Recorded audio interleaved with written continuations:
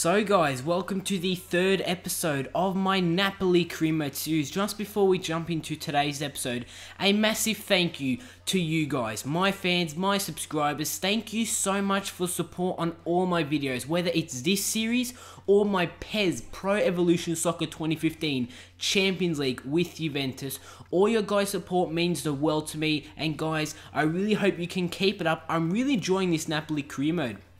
Obviously, we just ended transfer deadline day in the last episode, and if you guys have missed any episodes of this series, make sure to check the playlist link down below in the description, and also follow me on all my social medias that will also be down there. If you have missed any videos from even my PES series, go check them out. Also guys, make sure you support the video by dropping a like rating. Every like does help out, and it really shows me that you guys want to see more of this series. Make sure to drop me a comment down below that I could personally respond to, and make sure you subscribe. As you guys can see, we're jumping into our second league game. So this is our second Serie A game for this season. The first game went very well. We won 4-0, I want to say. Yes, 4-0. We won our first game. And yeah, if you did miss the last episode, go check it out, because this is just going to give it away, guys. So if you have missed that video, go check it out right now, because you do not want to listen to what I'm about to say in the next 5 seconds. So in the last episode, guys, we sold Gonzalo Higuain for £50 million. That's right, guys, £50 million. Higuain did leave the club. So obviously we're in transfer deadline day. We brought in a couple of players, Aubameyang, Coutinho, Lloris also in the last episode. So I'm very happy about how the team is looking. And yeah, let's jump into the gameplay, guys. I've been, talking about the previous episode quite a lot at the beginning of this video, but let's actually jump into the main stuff, the gameplay. As Cedric, my right back that I did bring in during the transfer window, has probably scored already goal of the season. What a strike that is from the man that I have brought in from Sporting. That's right, guys, what a strike it is. Do you think that is goal of the season? Make sure to drop it in the comment section down below. What a finish that is, guys, from Cedric, my right back. Out of all the players, this is probably the one player I was least expecting him to score a goal like that into the roof of the net. The keeper had no chance, and that is probably goal of the season, as I did say. What a signing. I love it in career mode, guys, when a player that you sign, like a Cedric, for an example right here, scores a goal like that or makes an impact like that. It really shows that your signings have come into play in this career mode. Obviously my signings have come into play. Very big, made a big impact there is Cedric. But in the 90th minute, a ball gets played to Sabata. He's going to continue his run. He's actually going to play it wide to Mertens. It's Mertens now who's going to whip it across to find Aubameyang, and on the volley, Aubameyang's going to score his first goal for Napoli. Obviously we did sign him during transfer deadline day, so is Coutinho. We signed both of them on transfer deadline day. So Aubameyang on the volley, he makes it 2-0, guys. So we've got a 2-0 lead in the 90th minute, and that is how the game is going to end. Cedric and Aubameyang, two players are signed during the transfer window. To be honest, I'm very happy of my signings so far. They've been playing very well. So that's a 2-0 win, guys, against Verona. I'm pretty sure that's how you say it. But as you guys can see, it is actually Kovacic, our young defensive midfielder that we did bring in from Inter Milan. He's picked up a pulled hamstring. Very disappointing. He's going to be out for a couple of weeks. But as you guys can see, we're sitting first. We've scored 6 goals and not in conceding any, which is very nice to see. It is us and Torino on the same points. Only 2 teams that are on 6 points in the league at the moment, but let's hope that we can keep it up.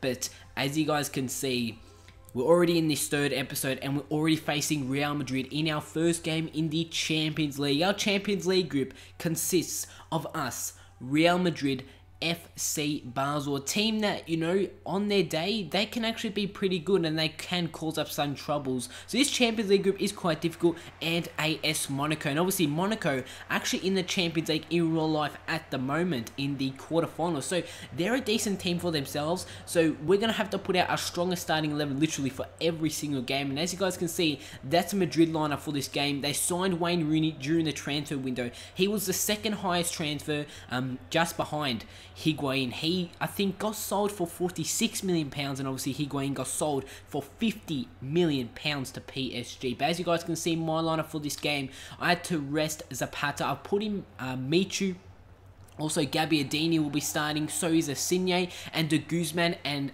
Giordino, I think that's how you say it, we're playing in the two defensive midfield roles in our midfield. But as you guys can see, the first goal actually came in the 3rd minute, actually fell to us. But as you guys can see, it's great defending there from, I think it was Ramos who was defending there for Real Madrid. But from that, we have a corner. It is De Guzman, the former Swansea man, whips it in to find one of our centre-backs. And I'm very happy of the centre-back. Actually did get the header onto it. I don't really know how to say his name, but obviously the more we progress in this career mode, I'll learn a bit more the names of my players. But as you guys can see from the corner, it fell back to Gabbiadini, and he's going to put ourselves in the lead. So guys, after 6 minutes, we have taken a 1-0 advantage against Real Madrid. What a start to this game. As in the 39th minute, it is Insigne, does a few step overs, makes his way inside the box, plays it to Aubameyang. It's Aubameyang who makes his way inside the box, and we have got a penalty, guys. That's right. In the 41st minute, we've got a penalty, and this is our chance to double our lead against Real Madrid. That's right, guys, to make it 2-0 against Real Madrid away at the Santiago Bernabeu. Obviously, my team, Napoli, we're not the strongest side, but guys, if we can make this 2-0, we will be in control coming to the, obviously, the second half. Going into the change rooms at half-time, being 2-0 in the lead against Real Madrid, but we have to score the penalty. Aubameyang is going to score that penalty. Casillas went the right way, but it was just a great penalty from Aubameyang. He makes it 2-0, guys, and going into half-time, we are 2-0 in the lead. But in the 63rd minute, Real Madrid tried to get themselves back into this game. Obviously, 2-0 down against Napoli. They won't accept that. But as you guys can see, it's Marcelo down the wing here. He's going to play inside to Ronaldo. It's Ronaldo who makes his way onto the goal. He whips it across to find Gareth Bale with the header, and obviously Real Madrid were obviously going to get back into this game. Obviously, it is Real Madrid, we got to remember, and they make it 2-1. It was a great ball there from Ronaldo. He actually skipped past one of my defenders there, and he made it a 2-1 through Gareth Bale's header. But in the 72nd minute, it is Wayne Rooney with a great opportunity to make it 2-2, guys. I don't know how Rooney actually missed that one, and he puts that one off target. Obviously, a big signing, Wayne Rooney. Can't afford to be missing shots like that for Real Madrid. But as you guys can see, it is Isco with some great dribbling play, and he's going to put that one into the back of the net.